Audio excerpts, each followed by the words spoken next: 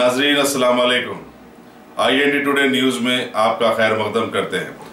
आइए देखते हैं ये तफसीलात। साइबराबाद पुलिस की SOT टीम ने एक जबरदस्त कार्रवाई के दौरान 50 लाख रुपए मालियती गुटखे की जब्ती अमल में लाई। डिप्टी कमिश्नर पुलिस माधोपुर विश्वा प्रसाद ने आज मीडिया को बताया कि चंदानगर के पास तलाशी के दौरान 11 कारों से गुटखे की भारी मकदार बरामद की गई।